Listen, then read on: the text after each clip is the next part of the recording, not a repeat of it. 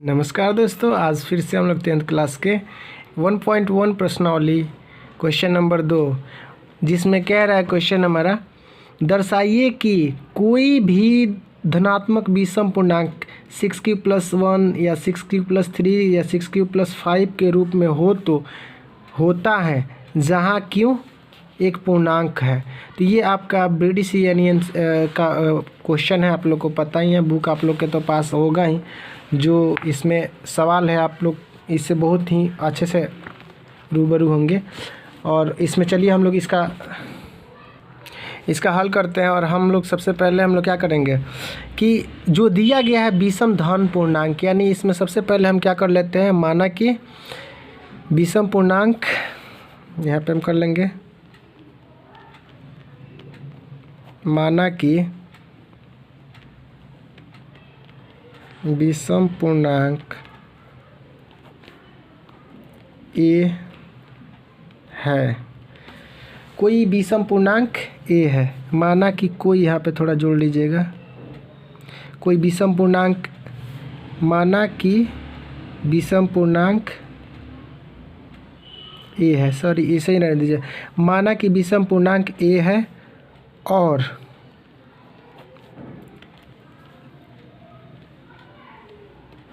भाजक बराबर 6 है। यानी कोई विषम पूर्णांक a है और भाजक हम क्या मान लेते हैं, 6 है। जो यहाँ हमारा रहता है उसी को हम भाजक मानते हैं और उसी को हम 6 माने हुए हैं। और आप लोग को पता है, चूँकि यूक्लिड विभाजन परिमेय से, यूक्लिड विभाजन प्रमेय से ये फार्मूला होता है आप लोग का a=bq+r, जहाँ हमारा r जो होता है हमेशा क्या होता है, r जो होता है 0 के बराबर या इससे बड़ा होता है, लेकिन b से हमेशा जो होगा छोटा होगा। यानी ये जो कभी भी आपको पता ही है, शेषफल जो होगा भाजक से हमेशा छोटा ही होगा। अब चलिए देखते हैं आगे हम लोग। चूँकि b का वैल्यू क्या दिया हुआ है हमारा, b का वैल्यू हम लोग माने हुए हैं 6, तो 6q + r, जहाँ r हम लोग क्या मान सकते हैं, r = हो सकता है 0, यहाँ जब r 0 के बराबर है तो 0 हो सकता है, 1 हो सकता है, 2 हो सकता है, 3 हो सकता है, 4 हो सकता है, 5 हो सकता है। यानी इतने कंडीशंस में बहुत सारे r को हम मान सकते हैं। अब इसका हम देखिए आगे बढ़ाते हैं। यदि r को हम क्या 0 रखते हैं तो क्या होगा यूक्लिड विभाजन, यदि r = 0 हो तो a हमारा क्या हो जाएगा, इतना 0, यानी इसको सॉल्व करेंगे तो क्या होगा, a बराबर 6q a बराबर 6q। आप लोग को पता ही है ये 6q है, a = 6q। अब ये आप लोग को पता है किसी भी विषम या धन पूर्णांक जो भी, उसमें अगर सम से मल्टीप्लाई किया जाता है तो जाहिर सी बात है हम लोग का क्या प्राप्त होता है, सम प्राप्त होता है। इसको सम लिख लेंगे, ठीक है। यदि r का वैल्यू हम लोग 1 रखते हैं तो क्या प्राप्त होगा, इसीलिए 6q+1, जो कि देखने से ही पता चल जा रहा है कि आप लोग का क्या है, विषम है कि नहीं। आप लोग बहुत पहले ही पढ़ चुके हैं लोग कि किसी भी, अगर ये मानते हैं ये सम है, यहाँ पे हम मान चुके हैं सम है, किसी भी सम में अगर हम विषम ऐड करते हैं तो क्या हमें प्राप्त होता है, विषम प्राप्त होता है, ठीक है। और नेक्स्ट कंडीशन क्या हो जाएगा, यदि r = 2 हो तब क्या होगा, a = प्लस इतना। ये आप लोग को पता ही है, किसी भी, अगर ये हम पहले मान चुके हैं सम में सम जोड़ते हैं तो क्या हमें प्राप्त होता है, सम प्राप्त होता है। अब आप लोग को समझाने की ज़रूरत नहीं है। यदि हम r = 3 रखते हैं तब क्या होगा समीकरण हमारा, a = हो जाएगा हमारा 6q + 3, और किसी भी सम में अगर विषम जोड़ते हैं तो क्या होता है, विषम प्राप्त होता है, विषम हो जाएगा ये हमारा। और इसी प्रकार से अगला हमारा क्या है, r इजिकल टू, यदि r इजिकल टू 4 रखते हैं तो हमारा समीकरण प्राप्त होता है a equal to 6q plus 4। ये है किसी भी सम में अगर सम जोड़ते हैं तो सम प्राप्त होता है। चलिए और इधर बना लेते हैं, आप लोग को समझ में आता रहेगा। ताकि यदि r इजिकल टू 5 रखते हैं तो क्या होगा,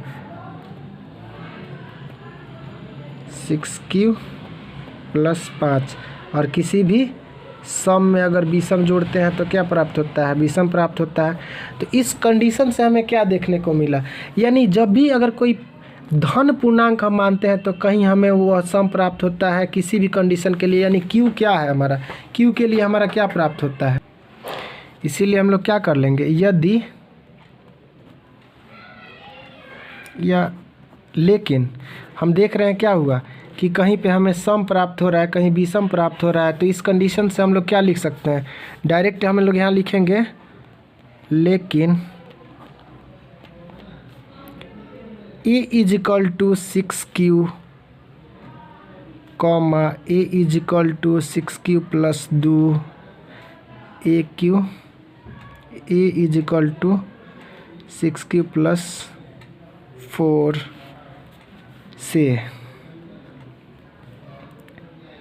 a का सम मान प्राप्त होता है। यानी इसे जब हम कर रहे हैं तो a का मान क्या प्राप्त होता है, सम मान प्राप्त हो रहा है, होता है।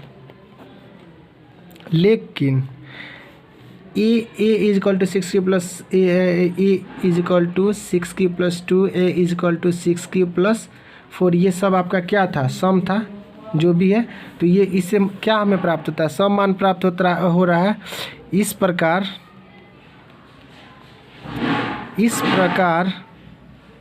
जब a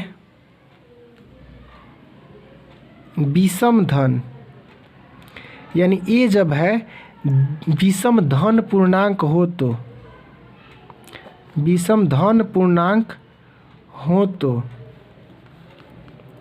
कुछ पूर्णांक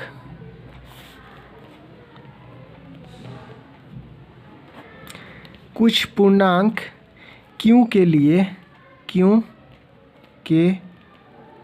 लिए जैसे कि 6q प्लस 1 या 6q प्लस 3 या 6q प्लस 5 विषम धन पूर्णांक होगा,